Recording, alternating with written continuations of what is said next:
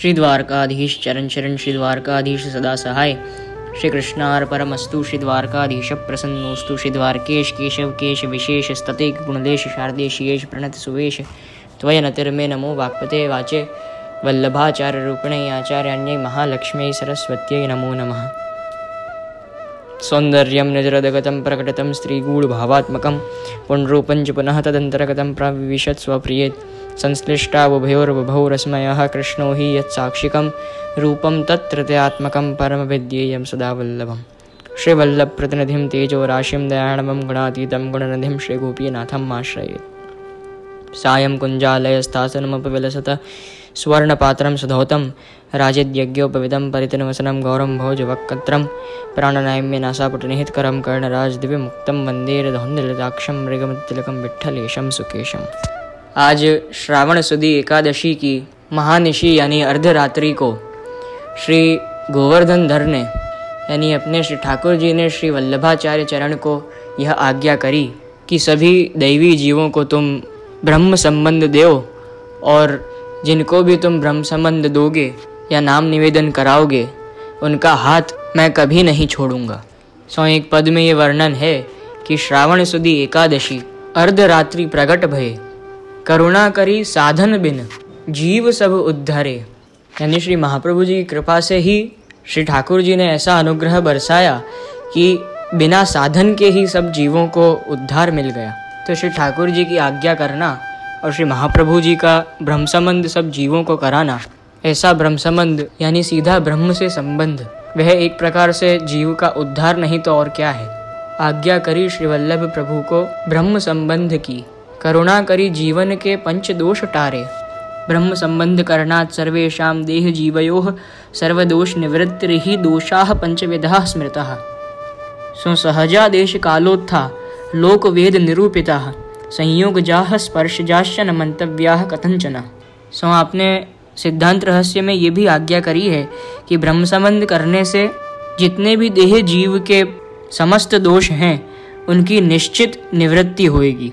फिर श्री आचार्य चरण ने 5 दोष बताए कि हमारे देह के 5 प्रकार के दोष हैं, जो हैं पहला जो सहज दोष, जो देह के साथ ही जो दोष जुड़े रहते हैं, जैसे कुष्ठ रोग आदि के दोष या जाति या वर्ण के संबंधी दोष और अविद्या रूपी दोष या काम क्रोध लोभ मोह मद आदि स्वाभाविक प्रवृत्तियाँ, ऐसे स्वभाव संबंधी दोष, ये सब सहज दोष में आते हैं।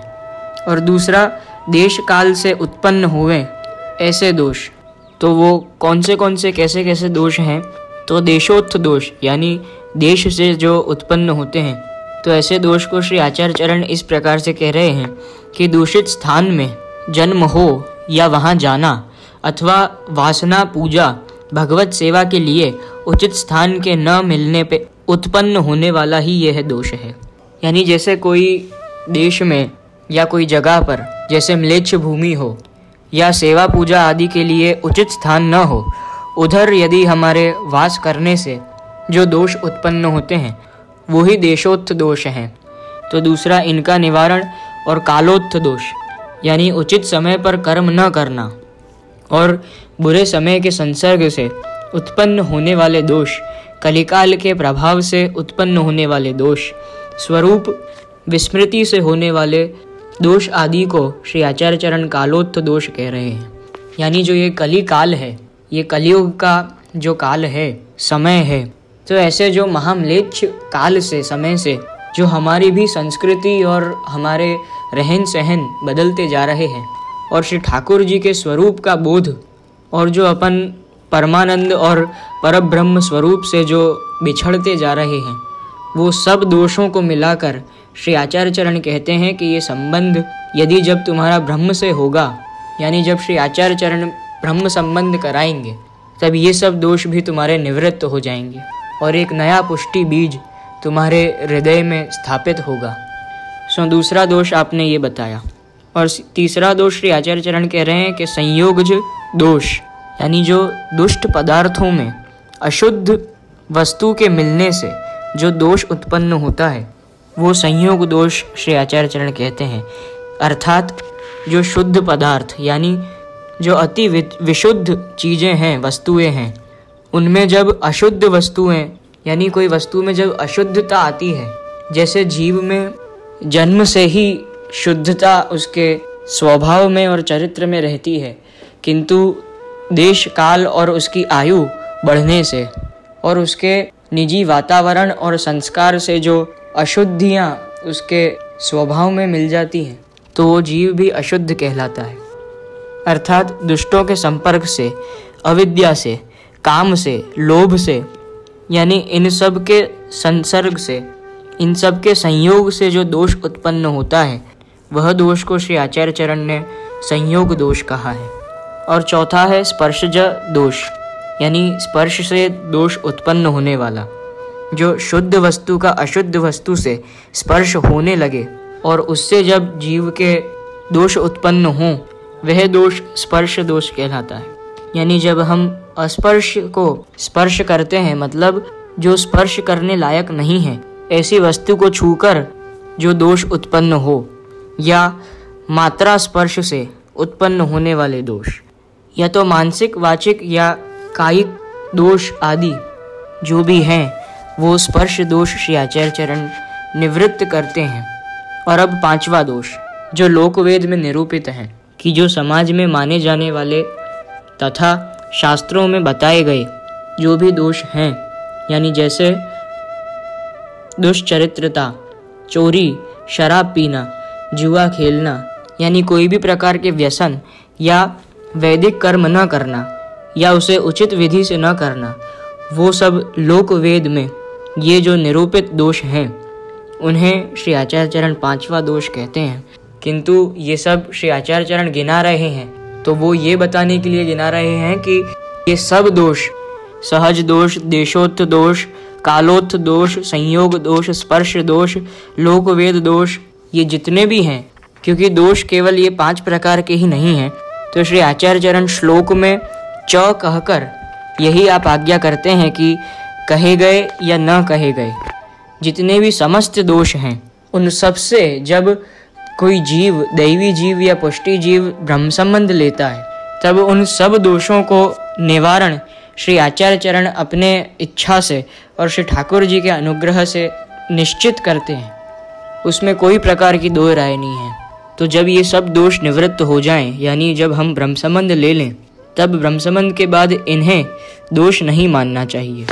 ये दोष स्वयं को और दूसरों को जरूर दिखाई देंगे, किंतु ब्रह्म संबंध के बाद सेवा में ये दोष विघ्न रूप कभी नहीं आते और ना ही हमें मानने चाहिए। किंतु सेवा में बाधक और विघ्न रूप दोष केवल एक ही है, जब यदि कोई जीव असमर्पित वस्तु त्याग नहीं करता और श्री ठाकुर जी को समर्पण करे बिना, यानी ऐसे प्रभु काल के काल, इंद्रों के इंद्र, ऐसे भगवान को अर्धभुक्त यानी एक हिस्सा स्वयं के उपयोग में लेकर शेष वस्तु समर्पण करना उचित नहीं कहलाता, और ऐसी ही वस्तु सर्वथा श्री ठाकुर जी की सेवा में हमें बाधक बनती है। अन्यथा सर्वदोषाणाम न निवृत्तिः कथंचन असमर्पित वस्तूनाम तस्माद् वर्जनम् आचरेत्। और हाँ, मुझे आज ये भी जानने मिला कि आज का ही दिन जो है, यानी श्रावण सुदी एकादशी को, जब मध्य रात्रि में, अर्धरात्रि में जब साक्षात भगवान पूर्ण पुरुषोत्तम श्री कृष्ण प्रकट भये और जब श्री आचार्य जी की चिंता निवारण करने छोटे से बाल स्वरूप होकर श्री गोवर्धन धर आपने जब साक्षात श्री महाप्रभु जी को दर्शन दिए, तब आज ही के दिवस वो दर्शन करते मात्र ही महाप्रभु जी श्री आचार्य चरण ने श्री ठाकुर जी का अति माधुर्यमय स्वरूप देखकर आपने अलौकिक दर्शन करके उसी क्षण आपने श्री मधुराष्टक प्रकट किया और श्री गोवर्धन नाथ जी का स्वरूप, अति माधुर्यमय रसात्मक स्वरूप का वर्णन आपने वो ग्रंथ में किया, जिनका सब कुछ मधुरम है। अधरम मधुरम वदनम मधुरम, नयनम मधुरम हसितम मधुरम, मधुराधिपते रखिलम मधुरम, जिनकी हर एक वस्तु, हर एक क्रिया, हर एक अंग और आपकी हर एक लीला अति रसात्मक और माधुर्यमय है। ऐसे श्री ठाकुर जी का वर्णन श्री आचार्य चरण ने तुरंत ही आपके दर्शन करते ही अति प्रेम विवल होके आपने ये वर्णन किया। इस ग्रंथ में, इस मधुराष्टकम में कोई भी फल का निरूपण अंत में नहीं है, क्योंकि ये जो मधुराष्टक है वो स्वयं ही अपने में फलात्मक है। इसलिए श्री आचार्य चरण ने इसमें कोई भी प्रकार का फल जो इसके पाठ करने से मिले वो आपने नहीं बताया, कारण कि ये खुद ही अपने में ही फलरूप ये श्री मधुराष्टकम श्री आचार्य चरण ने प्रकट किया है। सो अति माधुर्य युक्त श्री ठाकुर जी ने जब श्री आचार्य चरण को यह आज्ञा करी कि तुम सब जीवों को ब्रह्म संबंध कराओ, तब जाके सर्वप्रथम उनके निकट जो वैष्णव पढ़ रहे थे, जो सबसे पहले ब्रह्म संबंधी आपके होने वाले थे, वो श्री दमला जी यानी दामोदर दास हरसानी को ये परम सौभाग्य प्राप्त हुआ कि सबसे प्रथम ये पुष्टि मार्ग के पुष्टि जीव, पुष्टि वैष्णव और सबसे पहले ब्रह्म संबंधी आप हुए।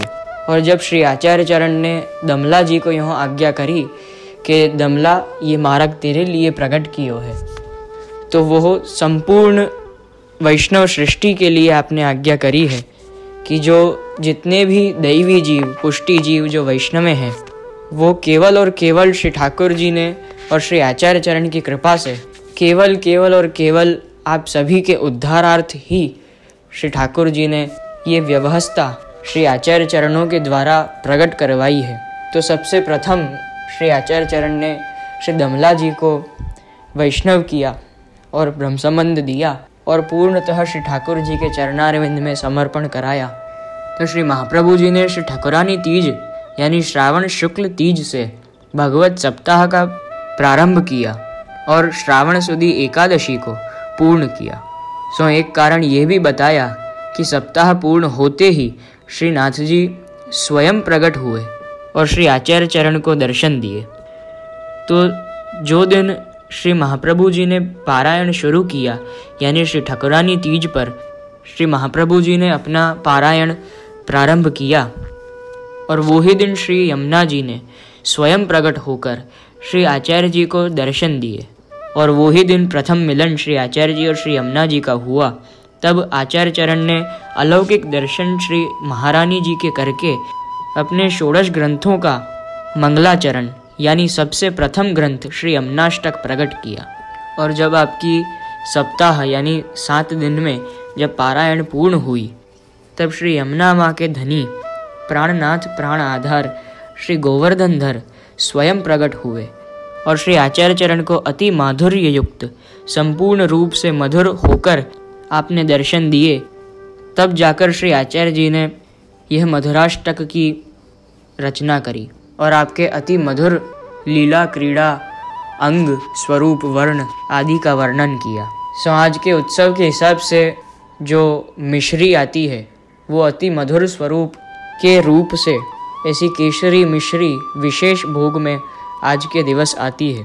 तो एक केसर में घुली हुई मिश्री यानी श्री स्वामी जी के भाव से और एक प्रकार सफ़ेद मिश्री वो महानिशी के रूप में रात्रि के भाव से, ऐसे 2 प्रकार की मिश्री आपको विशेष आज श्री ठाकुर जी को भोग धरने में आती है। तो जब श्री आचार्य चरण को श्री ठाकुर जी ने जब आज्ञा करी कि तुम ब्रह्म संबंध सब जीवों को दो, तब श्री आचार्य चरण ने अति हर्ष से श्री ठाकुर जी को 360 तार की पवित्रा श्री ठाकुर जी को सिद्ध करके धराई और आपने भोग में केसरी और सफ़ेद मिश्री श्री ठाकुर जी को धरी। तो केसरी मिश्री यानी उत्सव के हिसाब से और श्री स्वामी जी के भाव से, क्योंकि श्री महाप्रभु जी स्वयं श्री स्वामी जी स्वरूप हैं, और सफ़ेद मिश्री रात्रि के भाव से श्री ठाकुर जी को पधराई। सो श्री आचार्य चरण बाल भाव के उपासक थे। आपको बाल लीला का और बाल भाव का श्री ठाकुर जी का स्वरूप अति प्रिय था, इसलिए श्री गोवर्धन धर भी बालक रूप में आप पधारे और श्री आचार्य चरण को दर्शन दिए। और श्री ठाकुर जी को श्री महाप्रभु जी ने पवित्रा क्यों धराई, यानी सूत की पवित्रा आपने सिद्ध करके श्री ठाकुर जी को क्यों धराई, क्योंकि श्री ठाकुर जी अति उत्तम वस्तु के भोक्ता हैं। तो सूत के पवित्रा सिद्ध करके या लिए धराए क्योंकि अपने प्रिय को अति पवित्र वस्तु अर्पण करनी चाहिए, और सूत से पवित्र और शुद्ध और वस्तु नहीं है। सबसे पवित्र, सुंदर और शुद्ध सूत है, इसलिए 360 तार की ये पवित्रा श्री ठाकुर जी को अर्पण करी और श्री गोवर्धनधर ने धराई। और सूत पवित्र है, इसलिए ही सभी वेद कर्मों में सूत ही वापरा जाता है। और सबसे जल्दी अग्नि संयोगात्मक सूत ही है। तो अग्नि संयोगात्मक यानी अग्नि के संयोग में जो सबसे जल्दी आ सके, तो यहाँ अग्नि यानी कौन? अग्नि स्वरूप श्री ठाकुर जी। उनके लिए सबसे शुद्ध वस्तु जो ठाकुर जी धारण कर सकें वो सूत ही है। और लोक वेद कर्मों में भी जो पवित्री आती है वो पूर्ण देह को शुद्ध करने के लिए और कर्म योगी देह बनाने के लिए पवित्री वापरी जाती है, इसलिए यहाँ भी पवित्रा कहा गया है। और श्री हरिराय जी ने इसका कारण बताया है कि क्यों पवित्रा के 360 तार, उसमें 108 गांठ बांधी जाती हैं। तो जैसे माला में 108 मणका होते हैं और उससे हम श्री ठाकुर जी का भजनानंद और आपका स्मरण निरंतर करते हैं, उसी ही प्रकार से इसमें 108 गांठ बांधकर धराने पर हमें भगवत संबंधी भाव सिद्ध होता है। तो यह पवित्रा नाम जो है, ये पवित्रा नाम कैसे पड़ा, क्यों, हम क्या कारण है, हम क्यों इसे पवित्रा कहते हैं? तो आज मुझे प्रभु कृपा से ये नया जानने मिला कि एक नाग का नाम यानी एक सर्प है जिसका नाम पवित्र है। तो जो वासुकी सर्प है, जिसके लिए श्री प्रभु कहते हैं कि मैं सर्पों में वासुकी हूँ और नागों में शेष हूँ, तो ये जो उच्च श्रेणी का सर्प वासुकी है, उस ही जाति का एक सर्प है जिसका नाम पवित्र है।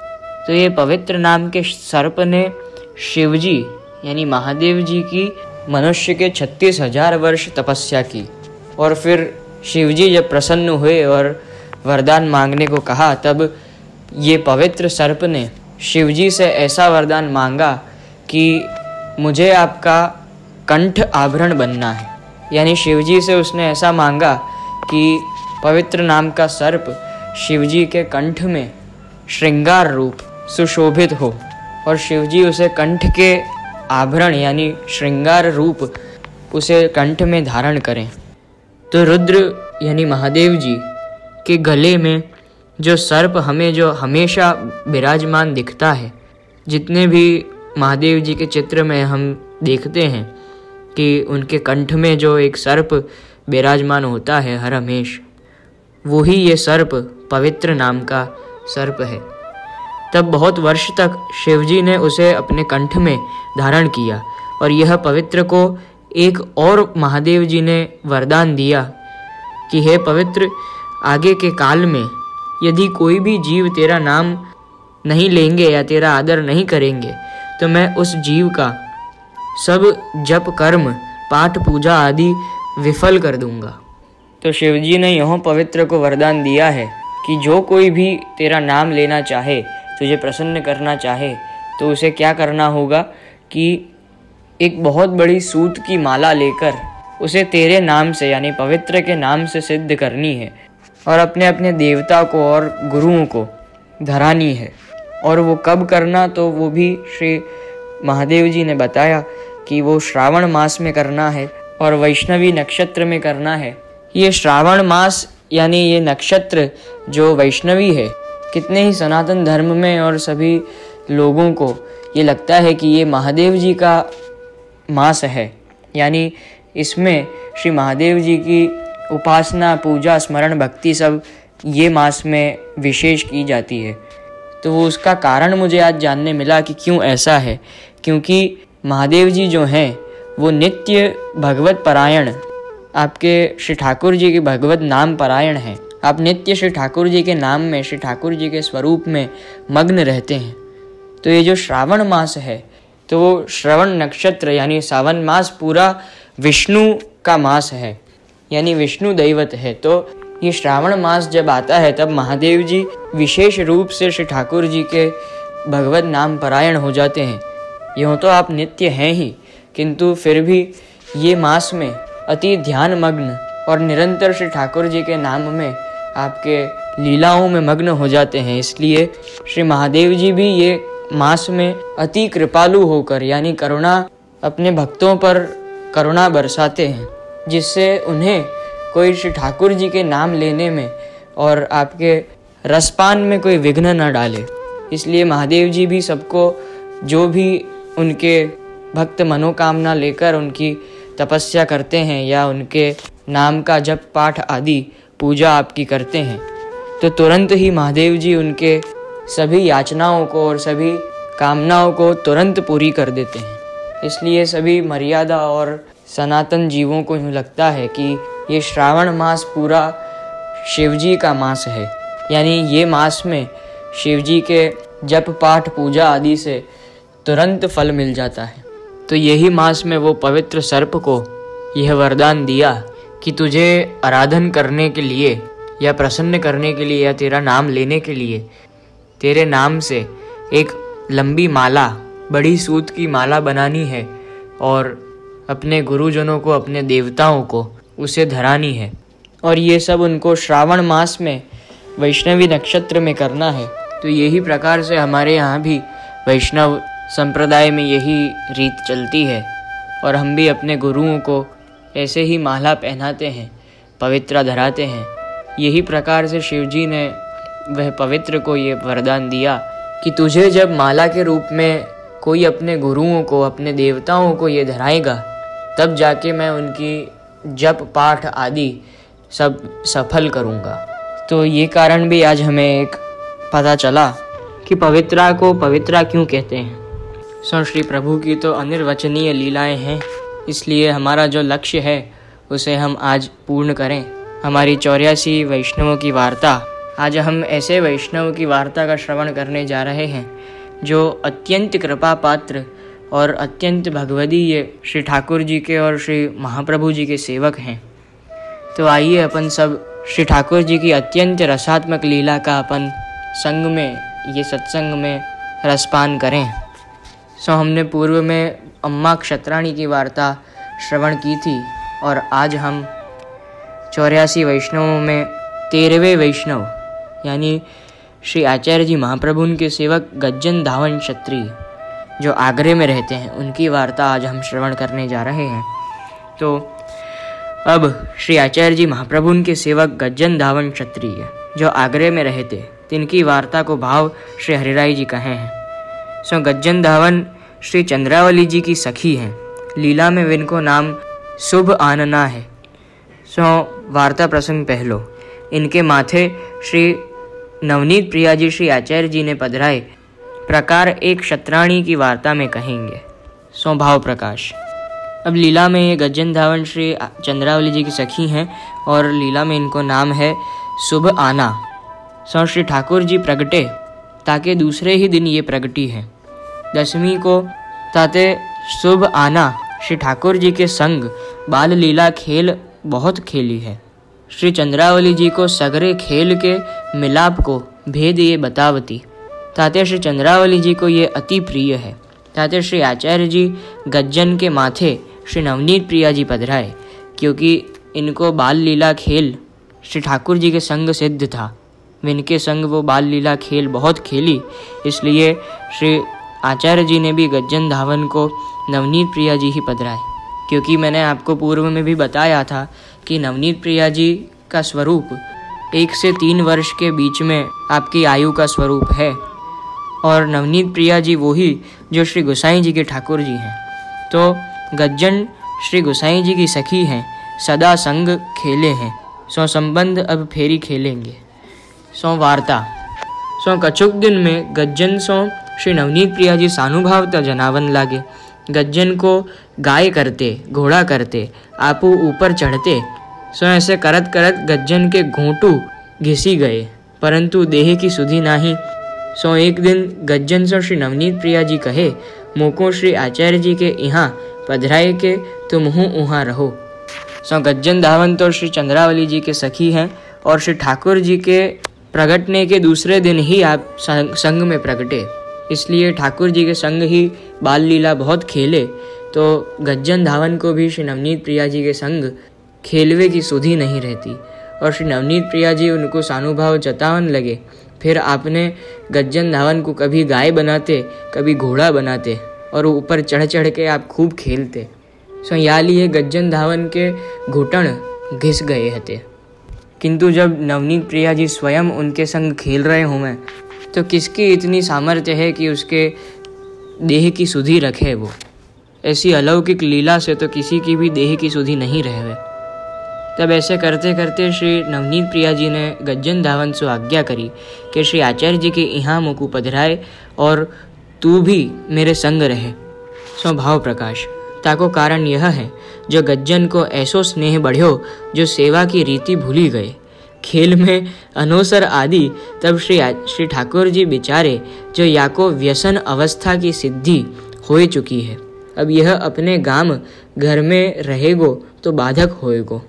सो यहाँ हरिराय जी भाव प्रकाश कर रहे हैं कि ऐसे खेल खेल में श्री नवनीत प्रिया जी के लिए गज्जन धावन को ऐसी प्रीति बढ़ी और स्नेह बढ़ा कि जो भी रीत भात श्री पुष्टि मार्ग की है वो सब सेवा की रीति वो भूल गए, क्योंकि भाई ऐसी अलौकिक लीला में तो उनको अपने देह की सुधि नहीं रहती, तो रीत की सुधि कैसे रखें। तो श्री ठाकुर जी ने विचारी कि अब इनको व्यसन अवस्था की सिद्धि हुई है, इसलिए यहाँ गांव में रहना, सभी वैष्णवों के संग रहना इसको बाधक बनेगा और इसकी निंदा होगी। इसलिए श्री ठाकुर जी ने, श्री नवनीत प्रिया जी ने यह विचारा कि अब श्री आचार्य जी के यहाँ पधारना चाहिए, जिससे गज्जन धावन को भी अपने रीत और संप्रदाय की पाछी सुधि आवे। तब गज्जन तत्काल श्री नवनीत प्रिया जी को गोकुल पधराए के लाए। श्री आचार्य जी को दंडवत करी कहे, जो महाराज श्री नवनीत प्रिया जी आपके घर पधारे हैं। तब श्री आचार्य जी महाप्रभु कहे, शैया न्यारी नाही है, कछु पात्र नए नाही हैं, यह प्रकार अचानक कैसे पधारे हैं। सो अब यहाँ श्री आचार्य जी आज्ञा कर रहे हैं कि श्री नवनीत प्रिया जी तो पधारे, वो तो बहुत सुंदर बात है, किंतु आपके लिए कुछ भी न्यारी यानी अलग वस्तु व्यवस्था नहीं है मेरे पास, ना ही शैया जी न्यारे हैं और ना ही पात्र नए हैं, तो ऐसे अचानक आप कैसे पधारे। तब गज्जन ने कही, अब तो श्री नवनीत प्रिया जी की इच्छा तो ऐसी ही है। तब श्री आचार्य जी जो कछु सामग्री बनी आई सो सिद्ध करी अरोगाए, अपने श्रीअंग में सौंधो लगाई पास ले पौढ़े। सौंब्या को भाव प्रकाश सौंधो लगाए वे को कारण यह है जो अत्तर आदि सुगंध श्री स्वामी जी के श्रीअंग को गंध स्नेह रूप है, सो प्रगट नाही कहे, सो तामे जताए जो श्री स्वामी जी स्वरूप वह संग ले पौढ़े। ऐसा आपने श्री हरिराय जी ने यहाँ रहस्य उद्घाटन किया है। बहुत समझने वाली बात है कि यहाँ पे जो बताया है कि आपने श्रीअंग में सौंधो लगाई पास ले पौढ़े, यानी श्री आचार्य चरण ने अपने स्वयं के श्रीअंग में सौंधा लगाया, सौंधा अत्तर, और श्री नवनीत प्रिया जी को पास लेके अपने संग पौढ़े। तो यहाँ ये आशय बताया है कि जो अत्तर आदि और सुगंध जो भी हैं वो श्री स्वामी जी के श्रीअंग की गंध स्नेह रूप हैं। तो अपन ठाकुर जी को जो भी सुगंधी आपको लगाते हैं, समर्पते हैं, वो स्वामी जी के भाव से, स्वामी जी के रूप से, श्री स्वामी जी के जो श्रीअंग की जो सुगंध है, वो जो स्नेह रूपी सुगंध है, उसको अपन आपके भाव से श्री ठाकुर जी के श्रीअंग में समर्पते हैं। तो वही श्री स्वामी जी के भाव से श्री आचार्य चरण ने भी अपने पूर्ण श्रीअंग में वो सुगंधी सौंधा आपने समर्पा और आप स्वयं स्वामी जी रूप होकर श्री नवनीत प्रिया जी को संग ले एक ही शैया में पौढ़े। तो अब भाई न्यारी पलंगड़ी तो न्यारी शैया तो आपके लिए है नहीं, तो श्री आचार्य चरण ने यह विचारा कि अब क्या करें, आपको संग ही लेके पौढ़ें। तो श्री आचार्य चरण आप स्वयं श्री स्वामी जी और श्री ठाकुर जी का मिश्रित रूप हैं, तो एक प्रकार से आप स्वामी जी तो हैं ही, इसलिए आप स्वामी जी का स्वरूप धर के आप स्वयं श्री नवनीत प्रिया जी को अपने संग लेके एक ही शैया में पौढ़ गए। सो पाछे मर्यादा राखीवे के लिए छोटी सी पलंगड़ी बनवाई। अब लोक जन में तो ये प्रकट कर नहीं सकते, इसलिए आपने मर्यादा भी रखी, और मर्यादा रखने के लिए आपने तुरंत ही फिर छोटी सी पलंगड़ी सिद्ध करवाई, क्योंकि यदि ऐसा ही चलता तो सभी वैष्णवों को और सभी पूरे संप्रदाय को, यानी उनमें जो भी अज्ञानी हैं या कृपा पात्र नहीं हैं, जिन्हें स्वरूप बोध नहीं है, वो यदि ऐसा दर्शन करते और उन्हें पता चलता तो गलत एक अलग रीत प्रकट होती। इसलिए आपने एक मर्यादा भी रखी और तुरंत दूसरी पलंगड़ी सिद्ध करवाई। तापर दूसरे दिन श्री नवनीत प्रिया जी को पौढ़ाए।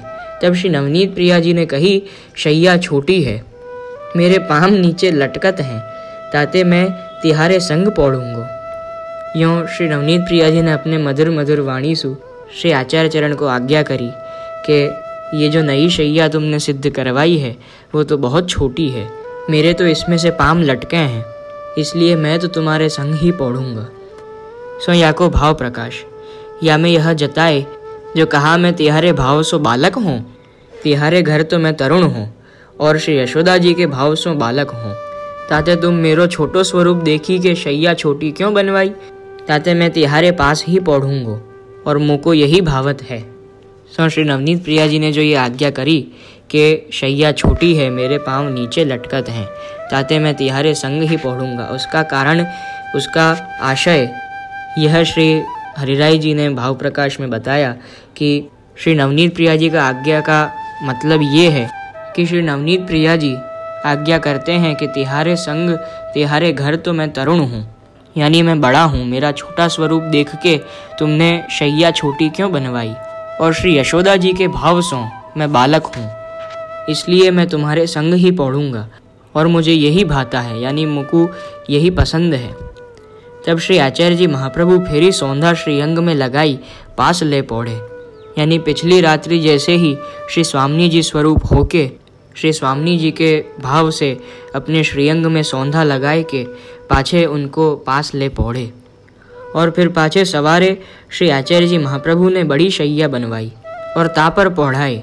तब फेरी श्री नवनीत प्रिया जी ने श्री महाप्रभु जी से आज्ञा करी कि जो मैं तिहारे पास पौढ़ूंगो। तब श्री आचार्य जी महाप्रभु आप कहे जो महाराज लोगन में मर्यादा राखी चाहिए और तिहारे पास मूंढा को साज सब राखी श्री स्वामी जी स्वरूप सो मैं पास ही हूँ।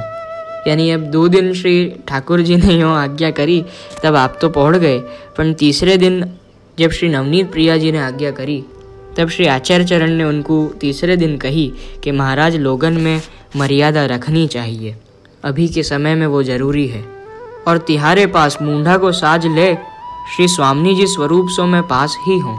तो श्री महाप्रभु जी तो स्वयं श्री स्वामी जी स्वरूप ही हैं, इसलिए आपने आज्ञा करी कि मैं तो आपके पास ही श्री स्वामी जी स्वरूप ही हूँ, तो आप चिंता मत करो, ऐसे श्री आचार्य जी महाप्रभु आप कहे। सो अब या को भाव प्रकाश या में यह जताए जो ऊपर की मर्यादा छोड़े ते जीव को बिगाड़ होए। सो यहाँ ऊपर की मर्यादा यानी क्या? सो इसका मतलब ये है कि निकुंज में और नित्य लीला में जो आपकी गूढ़ लीलाएं हैं और अत्यंत रसात्मक लीलाएं हैं, उनको उनकी मर्यादा जो यदि यहाँ हम छोड़ें तो जीवन को बिगाड़ होएगा और देखा देखी सब करेंगे। तो इसलिए श्री आचार्य चरण ने उनको मना करी कि भाई सब फिर श्री ठाकुर जी को अपने पलंगड़ी पे ही लेके साथ में पहुँच जाएंगे, तो इसलिए ही श्री आचार्य चरण ने भी मर्यादा रखी। तब श्री नवनीत प्रिया जी शैया में पौढ़ने लगे। आज नायना ने भी यही आज्ञा करी थी सेवा के उपरांत कि श्री ठाकुर जी की लीलाओं में और ठाकुर जी के कार्यों में किसकी ऐसी सामर्थ्य है जो आपको कोई मना कर सके और आपके आड़े कोई आ सके। जैसे यदि हिंडोला विजय होने वाले हैं तो हिंडोला विजय हों उसके दिन ही कौन श्री ठाकुर जी को विनती कर सकता है कि हे प्रभु अब आप बहुत हिंडोला झूल लिए, अब आप कल से नहीं झूलेंगे। तो ऐसे पूर्ण पुरुषोत्तम परब्रह्म जो हैं, ऐसे परमानंद प्रभु को श्री ठाकुर जी को मना करने की किसी में भी ऐसी सामर्थ्य नहीं है, किंतु केवल और केवल श्री आचार्य चरणों में ही है। इसलिए ही आचार्य चरणों की इतनी महात्म्यता है। तो यदि श्री आचार्य चरण श्री ठाकुर जी को आज्ञा करें तो प्रभु अति प्रसन्न होके आप श्री आचार्य चरण की आज्ञा मानते हैं और वैसा ही करते हैं जो श्री आचार्य चरण आज्ञा करते हैं। तो एक प्रकार की श्री ठाकुर जी की ही कृपा है, श्री ठाकुर जी की ही स्व इच्छा से श्री आचार्य चरण हमको पधराए हैं, जिनके स्नेह बल से श्री गोवर्धन धर अभी तक अपनी सेवा लेने के लिए सबके न्यारे न्यारे घरों में विराजमान है। तो ऐसी विलक्षणता है ये पुष्टि मार्ग की कि किसी में भी श्री ठाकुर जी को मना करने के लिए या कोई भी पुरानी पद्धति या रीति प्रणाली का बदलने की किसी में भी सामर्थ्य नहीं है, किंतु यदि श्री आचार्य चरण आज्ञा कर दें तो श्री ठाकुर जी भी आपके स्नेहबद्ध होकर वो कार्य या श्री आचार्य चरण की बात मान लेते हैं, क्योंकि श्री महाप्रभु जी और गोसाई जी में ही केवल ये सामर्थ्य और स्नेह भाव है जिससे श्री ठाकुर जी को वो मना सकें। नहीं तो प्रभु तो राजान के राजा महाराजा धीराज हैं, कालों के काल हैं, ईशन के ईश हैं। आप किसकी बात मानने के लिए तैयार हों? आप स्वयं राजा हैं। लेकिन जब छल्ले करके श्री आचार्य जी ने जब श्री नवनीत प्रिया जी को कही कि कछु मर्यादा रखनी चाहिए, तब श्री छोटे से बालक श्री नवनीत प्रिया जी भी मान गए और आप न्यारे शैया में पौड़े। तो एक छोटे से बालक को और श्री नवनीत प्रिया जी जैसे अत्यंत कोलाहल वाले और अत्यंत चंचल छोटे से प्रभु को कैसे मनाना, वो श्री आचार्य चरण को बहुत अच्छी रीत से आता ही है। तब श्री आचार्य चरण ने समझाया और श्री नवनीत प्रिया जी शैया में पौड़न लगे। वार्ता प्रसंग दूसरो। गज्जन धावन मंदिर के द्वार में सन्मुख सेवा समय बैठे रहे, अनोसर मेहू मंदिर में रहे। श्री नवनीत प्रिया जी संग खेले, न्यारे न रहे। एक दिन पान न हते। श्री अक्का जी ने गज्जन कही, जो यह पैसा ले जाओ, पान ले आवो। या को भाव प्रकाश। गज्जन अक्का जी कही न सके, जो मोसों श्री नवनीत प्रिया जी हिले हैं, यह सिद्धांत बताए।